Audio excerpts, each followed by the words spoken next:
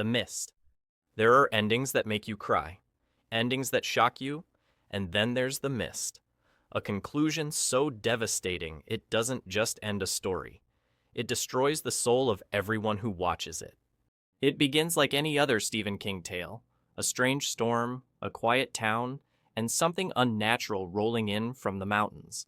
The mist arrives without warning, swallowing cars, streets, and people whole. But inside the local supermarket, a group of survivors clings to what little hope they have. Among them is David, a father trying to protect his young son. What follows is not just a monster movie, it's a breakdown of society. Panic sets in. People turn to superstition. A religious fanatic rises in power, preaching sacrifice to appease the creatures lurking outside. Logic dissolves. Fear spreads like wildfire. And the real monsters aren't just in the mist. They're standing in the aisles. David escapes with his son and a handful of survivors. They drive and drive. But the mist stretches forever. Every direction leads to nothing. No help. No end. Just silence. Eventually, the car runs out of gas. And they all know what's waiting in the fog. So David makes a decision. He pulls out his gun. 4 bullets. 1 for each of them. He does it quickly. Mercy, he tells himself. They won't suffer. But there's one problem. He only has 4 bullets, not 5. His son is the last to go, and David is the one who has to do it. We don't see it. We don't have to. The look on his face when he steps out of the car says everything. He screams, begs for the creatures to take him, but there's nothing. And then, a rumble. Tanks roll in. Soldiers emerge from the fog. Flamethrowers, rescue teams, military vehicles.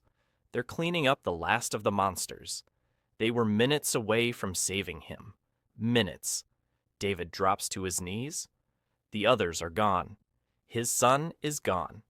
And the mist is gone too. And in its place stands the most brutal silence cinema has ever delivered. He didn't lose them to monsters. He lost them to time.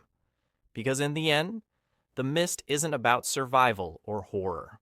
It's about what happens when you give up, just before the rescue arrives. The Dinosaurs. Probably don't remember how Dinosaurs ended, and if you grew up watching it, maybe that's for the best. To most people, it was just a goofy puppet sitcom from the early 90s. A family of rubbery dinosaurs living in a modern suburban world. Earl, the bumbling dad. Fran, the voice of reason. Robbie, Charlene, and Baby, not the mama. All living like any human family, just with scales and tail jokes. It was colorful, funny, harmless. Until the final episode aired. It's called Changing Nature, and it pulled no punches. Earl works for a megacorporation called We Say So, responsible for chopping down forests and pumping chemicals into the air. In the last episode, they try to solve a pest problem by nuking an entire species of vines. When that backfires, they spray more chemicals to bring the plants back. That fails too. So they drop bombs to jumpstart volcanoes, hoping to bring rain. Instead, they fill the atmosphere with ash. The sun disappears, and winter begins, permanently. Earl realizes what he's done. He thought he was just doing his job, just following orders. But now it's too late. The planet is dying, and it's his fault. He comes home, sits on the couch. His family gathers around the TV. The snow is falling. The temperature is dropping. Food is running out. And outside, the ice age has already begun. The baby asks, "Daddy, what's going to happen to us?" Earl doesn't know. No one does. The final shot is the family huddled together, staring into the flickering light of a dying television screen. The newscaster signs off with the calmest, most devastating goodbye in television history. Good night. Prisoners. There's a moment in Prisoners where justice turns to obsession. And that obsession, it swallows everything. 2 young girls vanish without a trace. No witnesses, no clues, just silence. Keller Dover, one of the fathers, doesn't wait. He doesn't trust the system. When a mentally impaired man named Alex is brought in for questioning, Keller sees guilt in his eyes. The police don't. They release him, but Keller refuses to let it go. He kidnaps Alex, locks him in an abandoned building, beats him, starves him, demands answers he's not even sure exist. And the worst part? He convinces himself it's righteous, that every bruise, every scream is for his daughter. Meanwhile, Detective Loki follows the real trail, quiet, methodical. While Keller spirals into brutality, Loki pieces together the twisted puzzle. A childless couple, a string of past abductions, a sick obsession with punishment and faith. Eventually, Loki finds the truth. He kills the woman responsible. One of the girls is rescued. It's over, or so it seems. The final scene doesn't celebrate victory. It cuts back to the house, Keller's house. Silent, empty. The girl he saved says one last thing before being taken away. He was there, in a hole. We return to that hole. A tiny crawl space under a car. A broken father, bleeding and weak, blowing a tiny emergency whistle. Over and over. Above ground, Loki hears something faint. A sound carried through the wind. He stops, listens, and then the screen cuts to black. Does he find Keller? Does he dig him out? Or does he walk away, never knowing? That's the punishment. Not the bruises, not the chains, but being buried under the consequences of your own rage. Prisoners isn't about heroes and villains. It's about what happens when you blur the line, when you become the thing you fear. Keller wanted to be the rescuer. Instead, he became a ghost, forgotten. A man who sacrificed everything to bring his daughter home and vanished just before she returned. He wasn't a prisoner of the system. He was a prisoner of himself. Requiem for a Dream. Some movies build you up. Requiem for a Dream tears you apart. It starts with dreams. Simple ones. Harry wants to make money and settle down with his girlfriend, Marion. Tyrone dreams of rising above poverty. And Sarah? She just wants to fit into her red dress and be on television. It all begins with warmth, love, laughter. That naive belief that life can be something beautiful if you just chase it hard enough. But they all chase the wrong thing. Addiction doesn't show up with a bang. It creeps. In subtle ways. Pills for weight loss. A little heroin to get through the day. Soon, Harry and Tyrone are dealing. Marion is spiraling. Sarah is hallucinating. And then, the fall. Harry's arm becomes infected. He doesn't stop. Not even when it turns black. Marion sells herself for drugs. She performs acts she can't even look at. She gets what she needs. And cries afterward. Tyrone ends up in prison. Cold, alone, racial slurs echoing in the walls. All he sees in his mind is his dead mother's face, the one he never saved. And Sarah. She's the cruelest of all. She overdoses on diet pills, ends up in a psych ward. They strap her down and electrocute her. Again and again, until all that's left is a ghost. She lies in a fetal position, clutching her imaginary dress, still believing she'll be on TV, still waiting for the call. The Melancholia. Some endings are loud, explosive, filled with screams and chaos. Melancholia ends with a whisper, a planet-sized whisper, and it's one of the most beautiful apocalypses ever filmed. It starts with a wedding. Justine is the bride. She smiles, dances, kisses her new husband, but the smile never quite reaches her eyes. Something's off. She disappears during the reception, wanders alone under the night sky. We learn quickly, Justine is not okay. Her mind is heavy, drenched in depression. She can't even enjoy her own wedding cake. Her sister Claire tries to hold the world together, plans the party, manages the guests, smiles through the storm. But that storm isn't just emotional.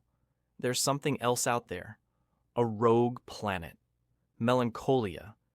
It's been hiding behind the sun, growing larger, Getting closer. Scientists say it will pass Earth. Nothing to worry about. But Justine knows better.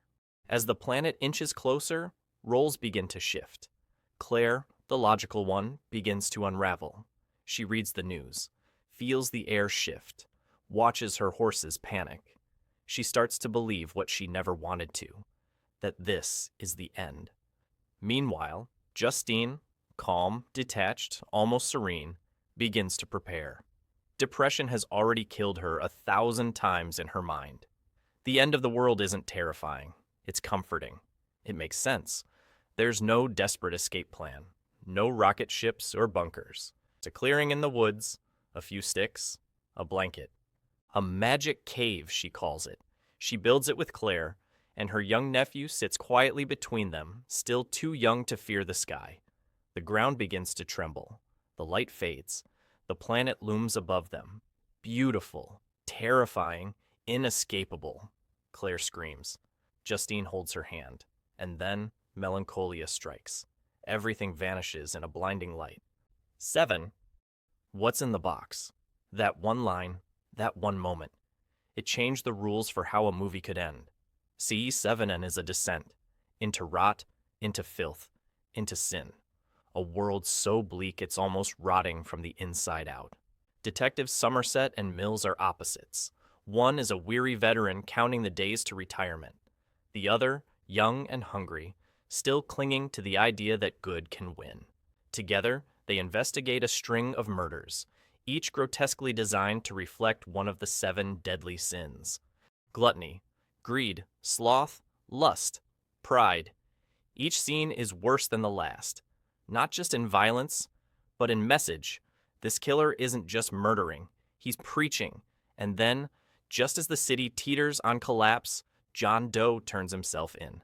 No chase, no bullets, just calm surrender. He even smiles, but he has one condition.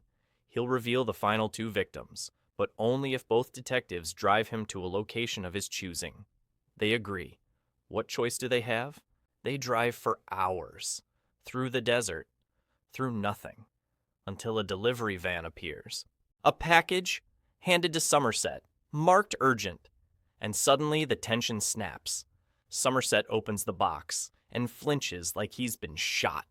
His voice breaks. He tells Mills to drop his gun, to walk away, but it's too late. Inside the box is Tracy's head, Mills's wife, and John Doe's final masterpiece. Because John Doe was envious of Mills's life, his love, his family. And now, to complete the circle, he needs Mills to become Wrath. Mills breaks. You can see the exact second his soul snaps in two. He pulls the trigger. Again, and again, and again. And just like that, it's over. The sins are complete. The killer wins. John Doe orchestrated every step. Not just the murders, but the emotional collapse of the one man who still believed in justice. As Mills is taken away in handcuffs, hollow and broken, Somerset remains, staring at nothing. He delivers the final line, not to anyone in particular, but maybe to us. The world is a fine place and worth fighting for. I agree with the second part. Sesevenin doesn't end with closure. It ends with a door left open. A silent question. How do you keep fighting in a world that makes monsters of everyone? The road. The road doesn't start with fire, it starts after. The world is already gone, burned, dead, silent. No sun, no animals, no plants. Just ash falling like snow, and the last desperate footsteps of what used to be humanity. A man and his son move through the ruins. No names, no destination. Just south. Always south. Away from the cold. Away from the cannibals. Away from everything. The father is dying, coughing blood, starving. But he keeps going, keeps teaching, keeps whispering the same words. We're the good guys. We carry the fire. They hide from people, scavenge for food, sleep with a gun clutched tight. One bullet left. A mercy, if needed. The boy doesn't remember the world before. He only knows ash, knows fear. But he believes his father, believes in the fire.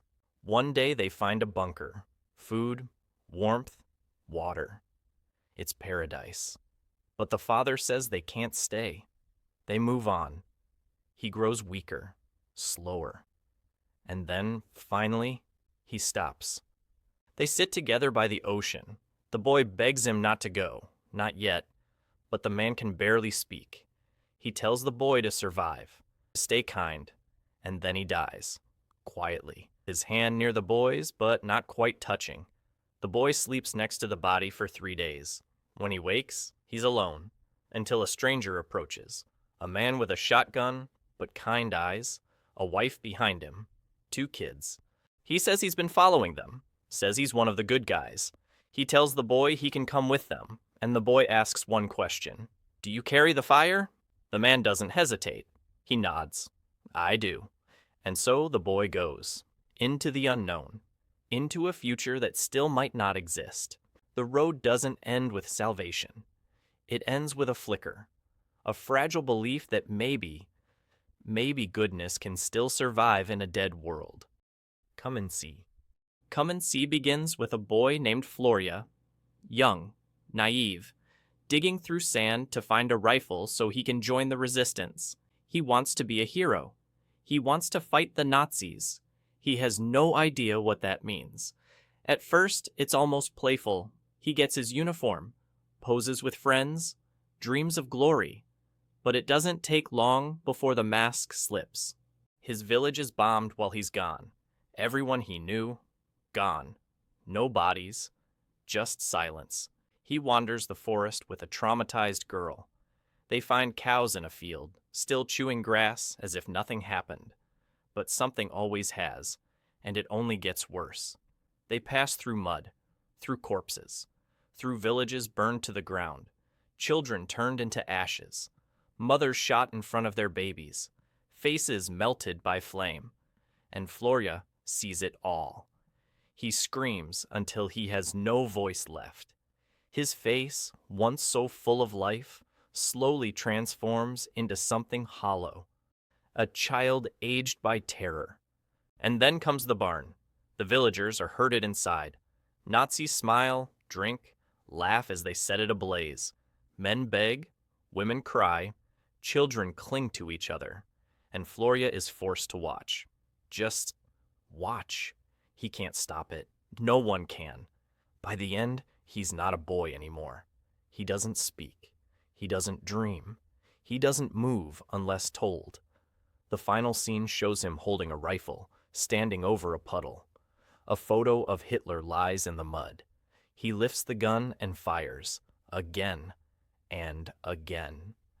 If you were writing the next part, how would you make it even more disturbing? Let me know.